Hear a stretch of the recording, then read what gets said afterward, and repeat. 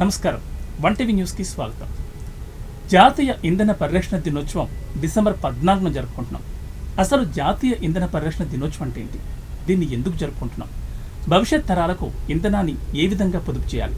ఇలాంటి ఎన్నో విషయాలకు సంబంధించి మనతో మాట్లాడడానికి E2E ren energy technical director Kalluru Ramesh గారు మనతో పాటు ఉన్నారు. వారిని అడిగి మరిన్ని విషయాలు తెలుసుకుందాం. నమస్తే రమేష్ గారు. నమస్తే అండి. డిసెంబర్ 14ని మనం జాతీయ ఇంధన సంరక్షణ దినోత్సవంగా జరుపుకుంటున్నాం. అసలు ఈ జాతీయ ఇంధన సంరక్షణ దినోత్సవంగా ఎందుకు జరుపుకుంటున్నాం? దీనికి సంబంధించి డీటెయిల్స్ ఏంటి? మొదట వన్ టీవీ ప్రేక్షకులకి, మన టీవీ ప్రేక్షకులకి నా యొక్క హృదయపూర్వక వందనాలు. జాతీయ ఇంధన పరిరక్షణ దినోత్సవం 1991లో భారతదేశంలోని bureau of energy efficiency GE ద్వారా స్థాపించబడింది. ప్రఖ్యాత గణిత శాస్త్రవేత్త రామానుజన్ జయంతి సందర్భంగా దీన్ని మనం జరుపుకుంటున్నాము. సమర్థవంతమైన శక్తి వినియోగం ఎలా చేయాలి, పరిరక్షణ గురించి అవగాహన కల్పించడం దీని యొక్క ప్రథమ ఉద్దేశం. మనము హరిత భవిష్యత్తుని ఎలా ఉంచుకోవాలి, ఇంధనాన్ని ఎలా పొదుపు చేయాలి అన్న దాని మీద ఈ యొక్క JE పనిచేస్తుంది. సో చిన్న చిన్న మార్పులు మనం చేయగలిగితే మన యొక్క డే టు డే యాక్టివిటీస్లో డెఫినెట్గా ఏంటంటే మనకు ఒక పెద్ద మార్పు అనేది వస్తుంది.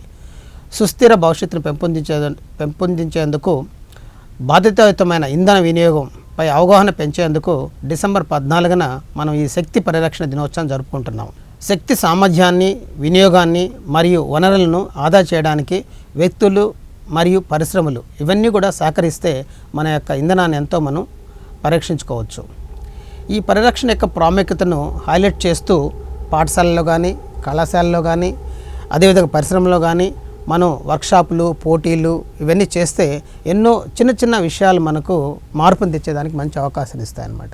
ఈ యొక్క సంరక్షణలో ప్రతి ఒక్కరి పాత్ర చాలా ఇంపార్టెంట్. పరిశ్రమ కానివ్వండి, అదేవిధంగా ఇండస్ట్రీ కానివ్వండి, ఇవన్నీ మనం చేసుకుంటూ వెళ్తే భవిష్యత్తులో మనం ఏదైతే ఇంధనాన్ని మనం ఎక్కువగా వినియోగిస్తున్నామో దాన్ని తగ్గించుకుంటే నెక్స్ట్ జనరేషన్కి వాళ్ళకి మనం యొక్క బాధ్యతాయుతమైనటువంటి పాత్ర పోషించినట్టు ఉంటుందన్నమాట. ముఖ్యంగా మనిషి జీవితం అనేది ఇంధనంతో ముడిపడి ఉందని చెప్పడంలో అతిశయోక్తి లేదు. అంటే ఉదయం లెగ్సిన దగ్గర నుంచి మనిషి 24 గంటలు ఏదో ఒక రూపంలో ఇంధనంతో అవినాభావ సంబంధం అనేది ఉంటుంది. మన నిత్య జీవితంలో ఇంధనం పాత్ర మనిషి జీవితంలో ఎలా ఉంటుందంటే మీరు ఏం చెప్తారు? ప్రజెంట్ ఉన్నటువంటి జనరేషన్ చూసామంటే మనం యాక్చువల్గా లైట్ లేకుండా ఏది చేయలేం. అంటే ఇంధనం అనేది కంపల్సరీ. మన యొక్క కార్యక్రమం మొదట ఉదయం స్టార్ట్ అయినప్పటి నుంచి కూడా ఆ యొక్క ఇంధనం అనేది చాలా ఇంపార్టెంట్. పూర్వకాలంలో చూసామంటే వాళ్ళు ఒక పొయ్యిలో కట్లు పెట్టి మనకు వంట తయారు చేసేవాళ్ళు అనమాట. అది ఒక చిన్న కిరోసిన్ బుడ్డీలో కిరోసిన్ పోసి దీపం వెలిగించేవాళ్ళు. ఓకే, అక్కడి నుంచి మన యొక్క ప్రయాణం అనేది స్టార్ట్ అయింది. అంతకంటే ముందు మనం ఆది మానవులను చూసామంటే ఒక 2 రాళ్ళు తీసుకుని వాళ్ళ యొక్క లైట్ ఎనర్జీని ప్రొడ్యూస్ చేసి అక్కడి నుంచి జీవితాన్ని ప్రారంభించారు. ఇంధనం అనేది మనకు అక్కడి నుంచి స్టార్ట్ అయింది. ఈ యొక్క ఇంధనం మనం ఇప్పుడు చూసామంటే ప్రజెంట్ చూసామంటే మనకు డే టు డే యాక్టివిటీలో ప్రతి నిమిషం కూడా ఇంధనంతో మనకు అభినవ సంబంధం ఉంది. అది లేకుండా కనీసం చిన్న పని కూడా చేయలేం. ఇప్పుడు మనం ప్రజెంట్ మన యొక్క సిచ్యువేషన్ గమనించామంటే ఇప్పుడు మనకు ఎలక్ట్రికల్ ట్రైన్స్ వచ్చేసాయి. ఓకే, ఇప్పుడు మెట్రో ట్రైన్స్ వచ్చేసాయి. ఇవన్నీ కూడా కరెంటు ద్వారా పనిచేస్తున్నాయి, అంటే ఒక ఇంధనం ద్వారా పనిచేస్తున్నాయి. ఈ ఇంధనానికి బ్యాక్ సపోర్ట్ ఏముంది అని చూసామంటే మనకు బొగ్గు అనేది ఒక సపోర్టింగ్ అనేటువంటి ఒక ఇంధనం. బొగ్గు అనేది సహజ వాయువులు అనేది ఒక ఇంధనం. ఓకే, అదేవిధంగా చమురు అనేది ఒక ఇంధనం. వీటి ద్వారే మన యొక్క ప్రయాణం స్టార్ట్ అయింది. ఓకే, నేను మీకు కింద చెప్పినట్టుగా చిన్నప్పుడు మనం చదువుకున్నప్పుడు పెద్దవాళ్ళు మనకంటే ముందు జనరేషన్ చదువుకున్నప్పుడు వాళ్ళు ఒక చిన్న లాంతర్లో కిరోసిన్ పోసుకొని ఆ లాంతర్ ద్వారా వాళ్ళు ప్రయాణం సాగించారు. ఆ లాంతర్ నుంచి మనం ఒక కరెంటు నుంచి ఒక బల్బు తయారు చేసుకున్నాం. ఆ యొక్క ఇంధనంతో మనం జీవితాన్ని ఇప్పుడు సాగిస్తున్నాం అనమాట. దాని నుంచి రకరకాలుగా ముందుకు వెళ్తున్నాం. అంటే దాని నుంచి మనము ఈ యొక్క ఇంధనం పొదుపు అన్న మీ యొక్క దీని నుంచి మనం ముందుకెళ్తూ కొత్త కొత్త ప్రయోగాలు చేస్తూ ఇప్పుడు మనం సోలార్ని మనం కనుక్కున్నాం. అదేవిధంగా విండ్ మీద మనం పవర్ జనరేట్ చేస్తున్నాం.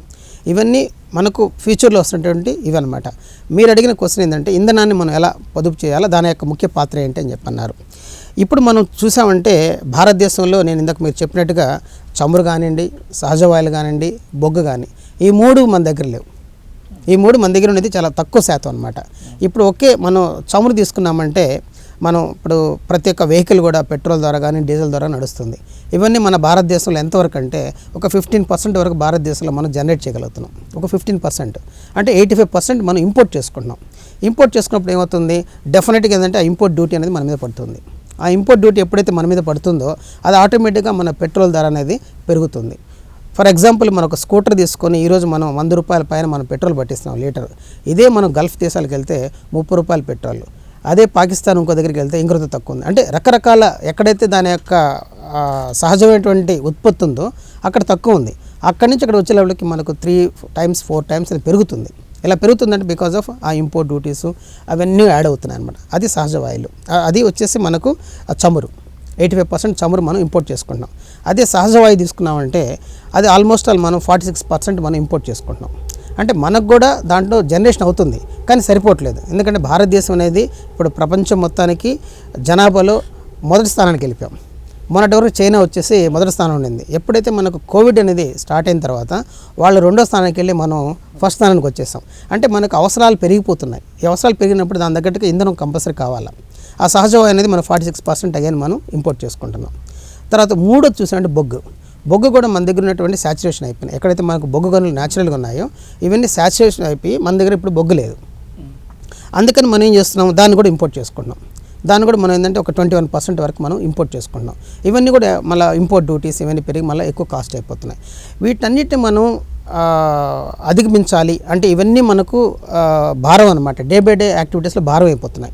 అంటే నేను ఇంజనీరింగ్ చదువుకున్నప్పుడు చూసినటువంటి 20 రూపాయల పెట్రోలు ఈరోజు 120 రూపీస్ అయిపోయింది. అంటే 5 times పెరిగిపోయింది అనమాట. ఓకే, ఇంత పెరిగిపోతుంది. నెక్స్ట్ జనరేషన్కి వచ్చేటప్పటికే 1 లీటర్ 500 రూపాయలకి అమ్మినా ఆశ్చర్యపోవాల్సిన విషయం లేదు.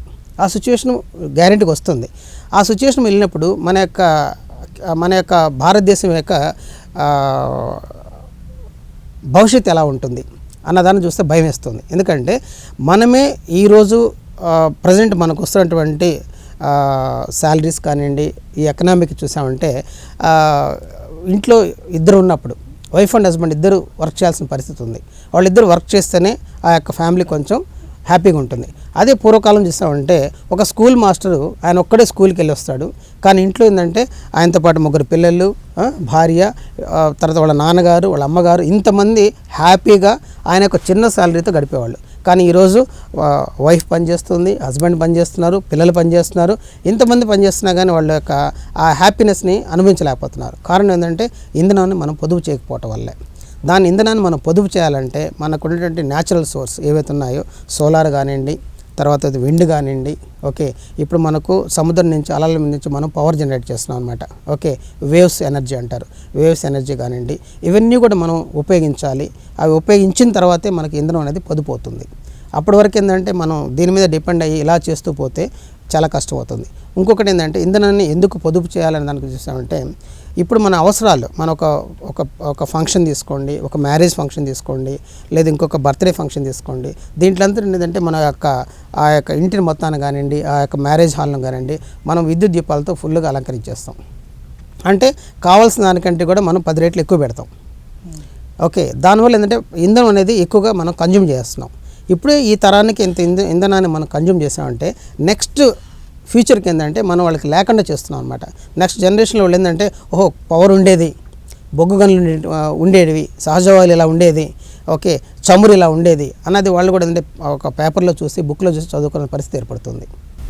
అంటే మీరు అన్నట్టు ప్రతి మనిషి కూడా ఉదయం నుంచి అంటే ఇంకా పడుకున్నా సరే కూడా విద్యుత్ అవసరం లేని మనిషి అంటూ లేడు. విద్యుత్తుని విపరీతంగా వాడేస్తున్నారు ప్రజలు. అలాగే అంతే విధంగా దుర్వినియోగం కూడా ఎక్కువ ప్రజలు విద్యుత్తును వినియోగిస్తున్నారు. సో ఈ నేపథ్యంలో మీరు అన్నట్టు భావితరాలకు విద్యుత్తును అందించడం అనేది పేపర్లోనో పుస్తకంలోనో చదువుకోవడం అనేది జరిగే అవకాశం కూడా ఉండొచ్చు.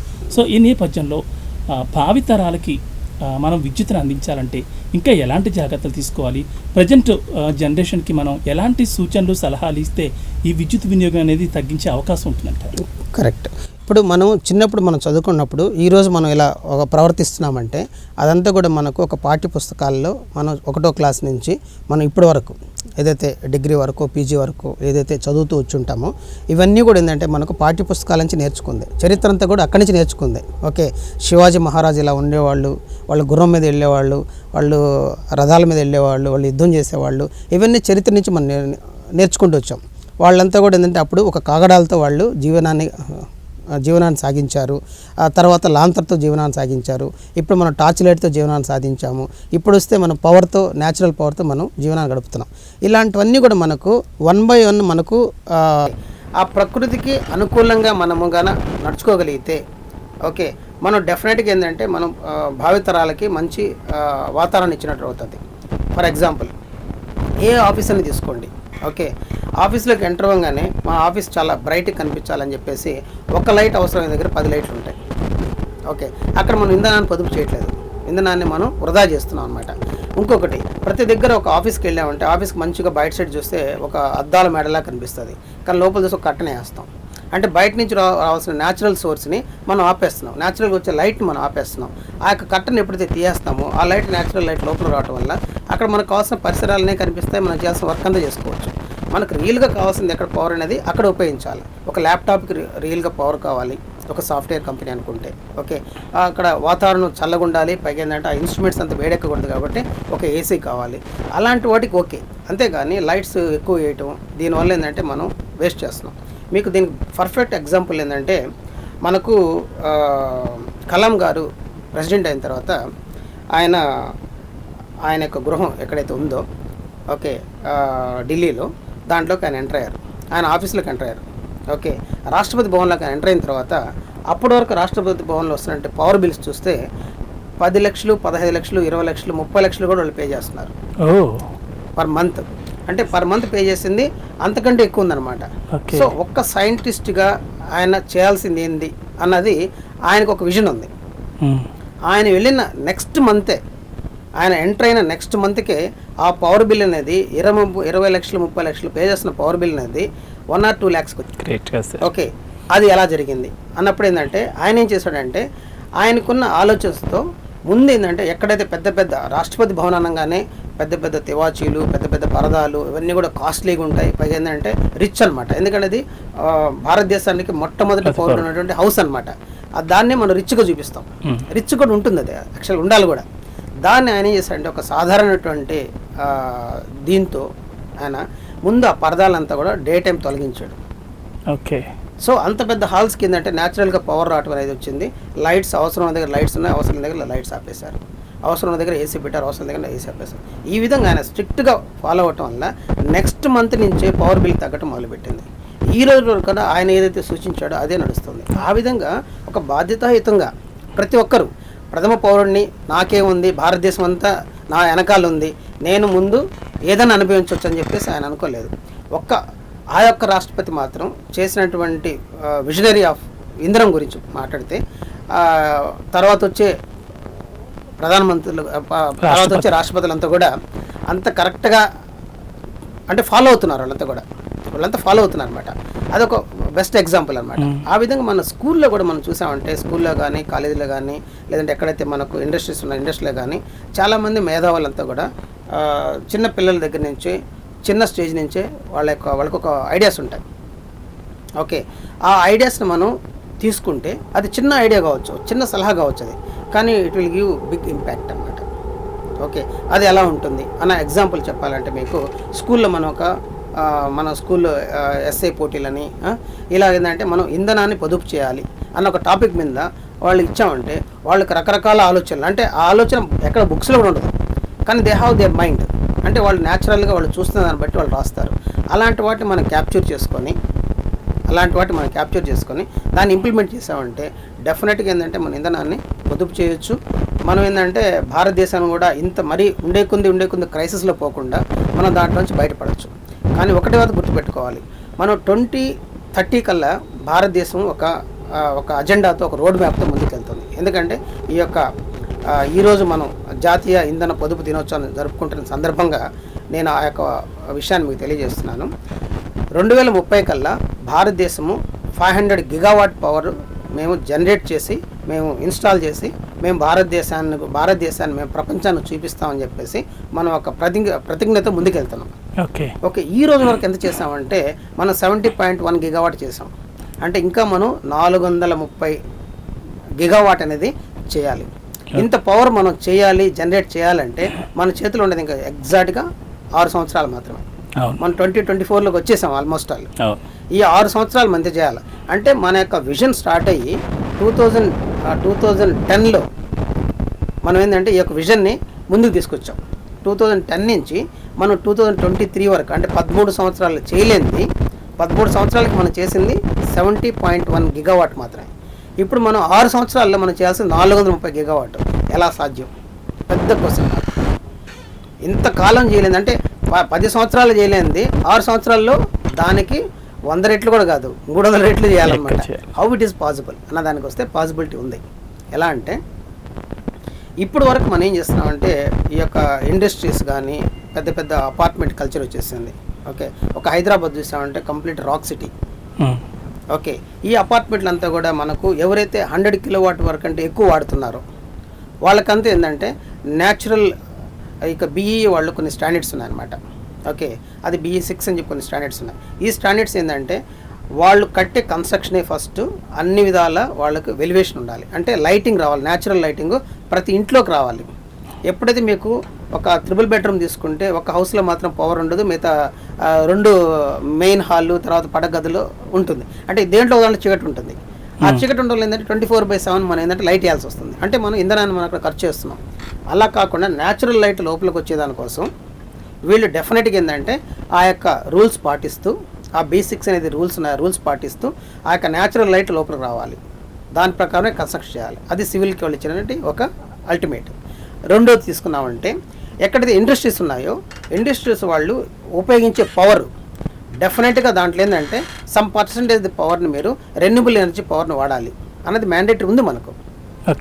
ఓకే, ఆ మ్యాండేటరీ ఏంటంటే మీరు సోలార్ అన్న వాడండి, లేదంటే మీరు విండ్ అన్న వాడండి, విండ్ పవర్ కానీ ఏదో ఒక పవర్ని ఏంటంటే రెన్యూబుల్ ఎనర్జీ నుంచి న్యాచురల్ నుంచి వచ్చే పవర్ని మాత్రం మీరు వాడాలి. మీరు వాడే 100%లో కొంత పర్సెంట్ వాడాలని చెప్పి మనకు మ్యాండేటరీ ఎప్పటి నుంచో ఉంది. కానీ భారతదేశంలో మనం దాన్ని ఏ స్టేట్ కూడా సెంట్రల్కి స్టేట్కి ఒక కోఆర్డినేషన్ లేకపోవటం అనేది మనం అంత ఫాస్ట్గా పోలేకపోతున్నాం. ప్రతి స్టేట్ ఏ స్టేట్ తీసుకున్నా కానీ they have their own problems. అందువల్ల ఈ రెండు కోఆర్డినేట్ చేసి వాళ్ళు ముందుకు పోలేకపోతున్నారు. ఓకే, అదొక డ్రాబ్యాక్ ఉంది మన దగ్గర. ఓకే, ఇదే మనం వేరే కంట్రీస్ చూసామంటే మ్యాండేట్ 100%. వాళ్ళు ఎలా మ్యాండేట్ అంటే ఈ ఇయర్ నువ్వు ఇంత పవర్ నువ్వు న్యాచురల్ నుంచి ఎనర్జీ నుంచి తీసుకోవాలని చెప్పి వాళ్ళు చెప్పినప్పుడు ఆ ఎనర్జీ మీరు వాడకపోతే వాళ్ళు ఏం చేస్తున్నారు, స్ట్రైట్వే దాని యొక్క ఇండస్ట్రీకి పవర్ కట్ చేస్తున్నారు. ఆ పవర్ ఎలా కట్ చేస్తున్నారు, ఒక్కసారి కూడా వార్నింగ్ లేదు. నీకు ఆల్రెడీ తెలుసు, నువ్వు ఇండస్ట్రీని స్టార్ట్ చేసినప్పటి నుంచి నేను ఇంత పవర్ నేను రెన్యూబుల్ ఎనర్జీ కొనాలని చెప్పేసి వాళ్ళకి క్లియర్ తెలుసు. ఆ క్లియర్గా తెలిసిన దాన్ని నువ్వు పాటించకుండా నువ్వు మొత్తం పవర్ వచ్చేసి ఈ యొక్క పవర్ వాడేసి నువ్వు పొల్యూషన్ అంతా జనరేట్ చేసి ప్రపంచాన్ని మొత్తం నువ్వు పొల్యూట్ చేస్తూ ఓకే నువ్వు ప్రోడక్ట్ని ముందుకు పంపిస్తున్నావు. అలాంటి ప్రోడక్ట్ వద్దని చెప్పేసి వాళ్ళు దాని లైసెన్స్ కట్ చేస్తున్నారు. అంటే ఇంకా ఆ ఇండస్ట్రీ ఇంకా కొలాప్స్ అంతే. It's a small one or big one water maybe. అలా వాళ్ళు అంత ఖచ్చితంగా ఉన్నారు. నిర్ణయాలు తీసుకోవడం వల్ల కూడా అందువల్ల ఏంటంటే ఇప్పుడు చూసామంటే చైనా మొదటి స్థానంలో ఉంది అలాంటి నిర్ణయాల్లో. రెండో స్థానంలో వచ్చేసి మన యొక్క అమెరికా ఉంది, మనం 3వ స్థానంలో ఉన్నాం. ఓకే, అంటే నిర్ణయాలు అనేవి ఖచ్చితంగా లేదనమాట. ఓకే, వాళ్ళదే ఉండకూడదు, అదొకటి ఉంది. ఇదొక రెండో పాయింట్. అంటే మనం ఖచ్చితంగా లేని దాంట్లో ఇదొక రెండో పాయింట్ అనమాట. 3వ పాయింట్ తీసుకున్నట్టే ఏదైతే సలహాలు మనకు సబార్డినేట్ సలహాలు ఇచ్చారనుకోండి, సార్ ఇలా కాదు సార్ మనకు ఇన్ని లైట్లు అవసరమా, ఈ ఒక్క లైట్లో మనం పనిచేసుకుందాం అన్నప్పుడు ఆ యొక్క సబార్డినేట్ ఇచ్చిన దాన్ని సీనియర్ పర్సన్ కానీ ఫాలో అయితే మన ఇంధనాన్ని పొదుపు చేసినట్లు లెక్క అవుతుంది అనమాట. ఇవన్నీ కూడా ఎన్నో రకాలైనటువంటి పొదుపు సలహాలు ఉన్నాయి. వాటిని మనం పాటిస్తూ ముందుకెళ్తే మనం గ్యారెంటీగా మనం ముందుకు వెళ్ళగలం. ఓకే, ఇంకొక ఎగ్జాంపుల్ చెప్పాలంటే ఫస్ట్ మనం చిన్నప్పుడు చూసామంటే మనం బొగ్గు ఇంజిన్ వాడుతున్నాం. ఓకే, ఆ బొగ్గు ఇంజిన్ నుంచి మనం తర్వాత వచ్చి డీజిల్ ఇంజిన్కి వచ్చాం. డీజిల్ ఇంజిన్ నుంచి మనం ఎలక్ట్రికల్ ఇంజిన్కి వచ్చాం. ఓకే, ఎలక్ట్రికల్ ఇంజిన్ మనం సోలార్ ఇంజిన్కి వచ్చాం. అంటే కన్వర్షన్ జరుగుతూ వస్తుంది అనమాట. అంటే మనకి ఇంధనాన్ని పొదుపు చేస్తూ ముందుకెళ్తున్నాం అనమాట. దాన్ని ఇంకా కంటిన్యూ చేయాలన్నమాట. ఇప్పుడు మనం ఫ్యామిలీస్లో చూసినప్పుడు కూడా పిల్లల దగ్గర చూస్తున్నప్పుడు వాళ్ళు విచ్చలవిడిగా అంటే ఆ విద్యుత్ వినియోగం అనేది ఎంతవరకు అది అవసరం అనేది పిల్లలకు తెలియదు. మనం ఉదాహరణ చెప్పుకుంటే ఫ్యాన్లు అలా వేసి వదిలేస్తుంటారు, టీవీ ఆన్ చేసి వదిలేస్తుంటారు. అలాంటి పిల్లలకి చిన్నప్పటి నుంచి వాళ్ళని మోటివేట్ చేసుకుంటూ వెళ్తే వాళ్ళు పెద్ద ఇంత దీని మీద అవగాహన అనేది వస్తూ ఉంటుంది. సో చిన్నప్పటి నుంచి పేరెంట్స్ ఇంట్లో ఆ పిల్లల విషయంలో ఎలాంటి జాగ్రత్తలు తీసుకుని వాళ్ళని ఎలా మోటివేట్ చేస్తే బాగుంటుందని మీరు అనుకుంటున్నారు? దీనికి ఏంటంటే గవర్నమెంట్ ఆఫ్ ఇండియా ఏం చేస్తుంటే మనకు BEE ఏదైతే ఒక సంస్థ ఉందో వాళ్ళు ఏం చేస్తారంటే ప్రతి దగ్గర ఏంటంటే మనము ఈ మ్యాండేటరీ కింద మీరు వెళ్ళి ఆపాల.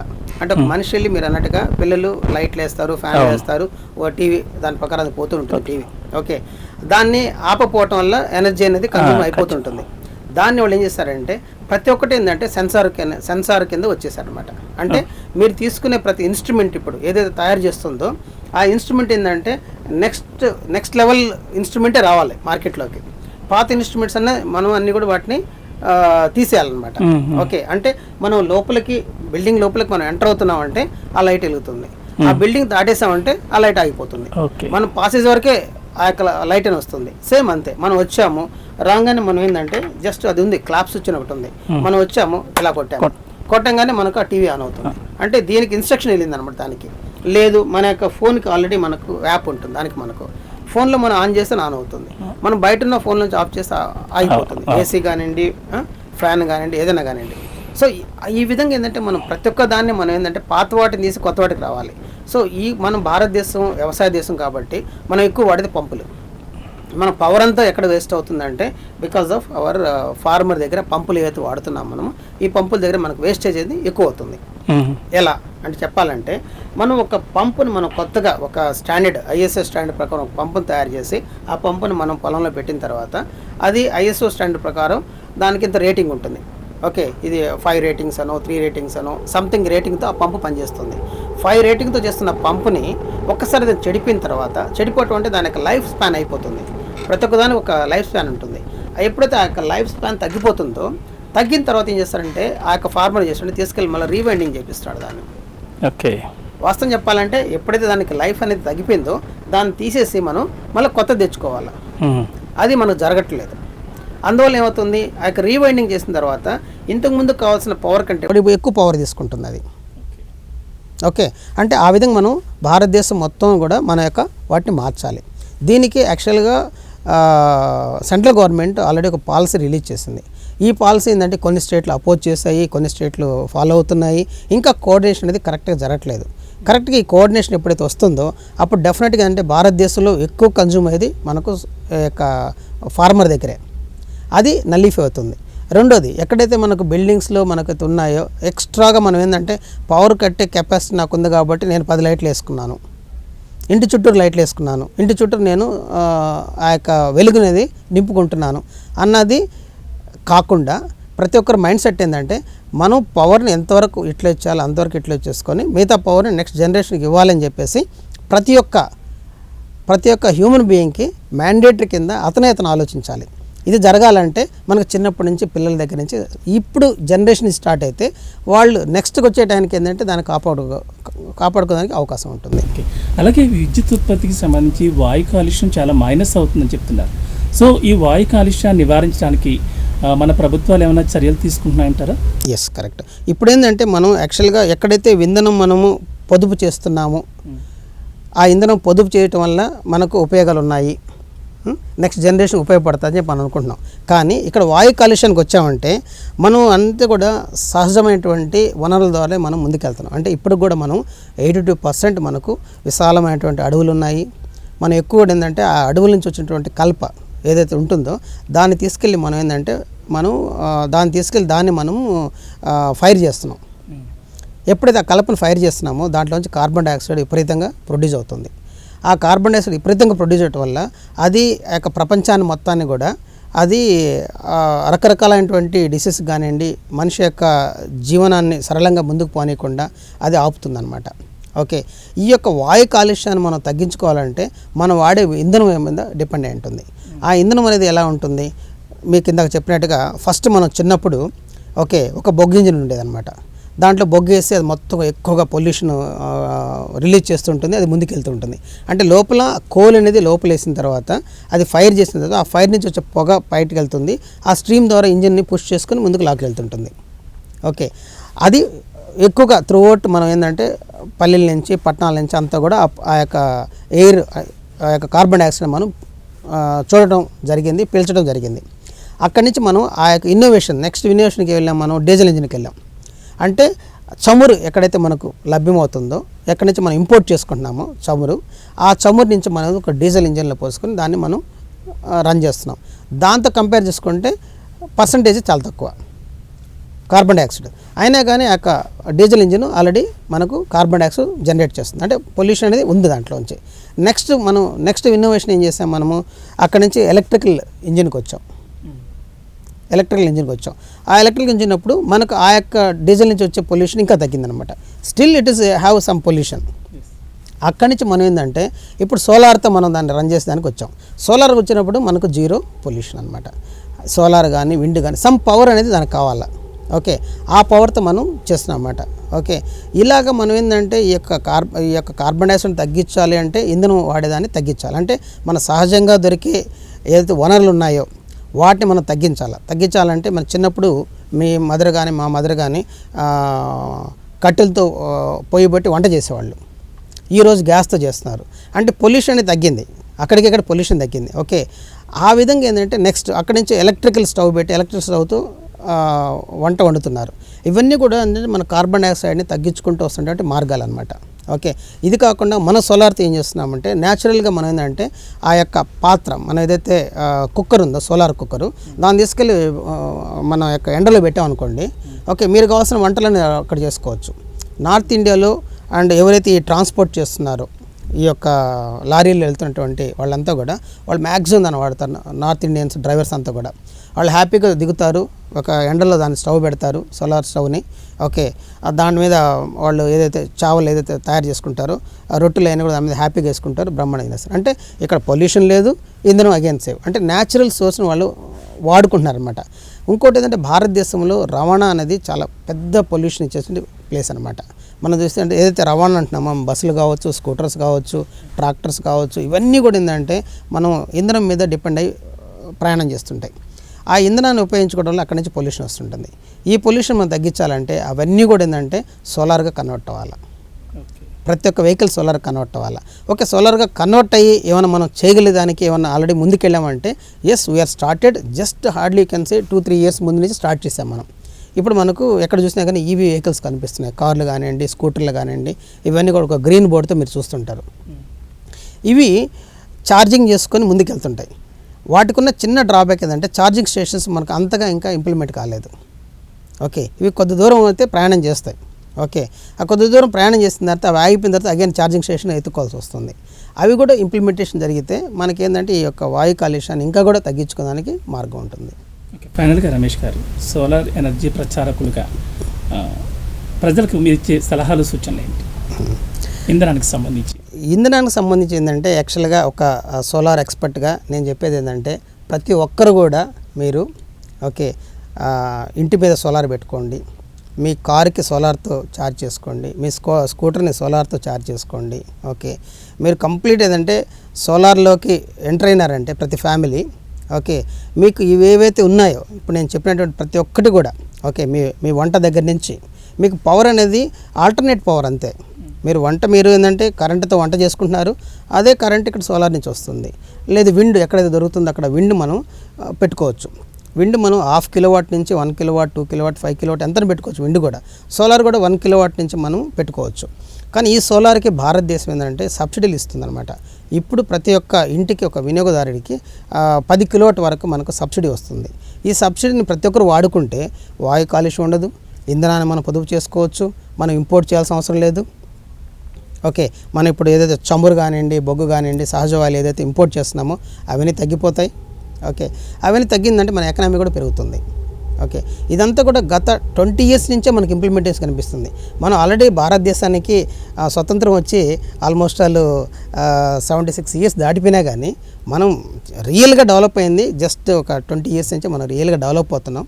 ఇంకా కూడా డెవలప్ అవ్వాలి. ఇంకొక 6 సంవత్సరాలు నేనైతే చెప్పాను 500 gigawatt పవర్ కానీ ఇండియా కానీ ఇన్స్టాల్ చేసి ఉన్నామంటే వీఆర్ నెంబర్ 1 ఇన్ ది ప్రపంచాన్ని మొత్తం కూడా మనం నెంబర్ 1 అవుతాం. ఓకే, అది జరగాలని చెప్పి నేను అనుకుంటున్నాను. కానీ ప్రతి ఒక్కరు కూడా మ్యాండేటరీగా చేయాలి. ఇప్పుడు మనం ఇంట్లోంచి బయట వస్తున్నాం, ఆఫీస్ నుంచి బయట వస్తున్నాం, ఫ్యాన్ తిరుగుతుంటుంది, లైట్లు అటు వెళ్తుంటాయి, ఇది ఆఫీసు నాకేం సంబంధం అనుకోకుండా ప్రతి ఒక్కరు మ్యాండేటరీగా వాళ్ళ యొక్క రూమ్లోంచి బయటకు వచ్చేప్పుడు ఆ స్విచ్ ఆఫ్ చేయటం. ఓకే, ఎక్కడైతే బయట కూడా మనం ఏంటంటే చూసామంటే సొసైటీలో మార్నింగ్ 8 to 9 వరకు కూడా ఏంటంటే పబ్లిక్ లైట్స్ వెలుగుతూనే ఉంటాయి. దాన్ని మనం ఒక సిటిజన్గా, ఒక భారతీయుడిగా దానికి ఎవరికి ఇన్ఫామ్ చేయాలి అన్నది మనం తెలుసుకోవాలి.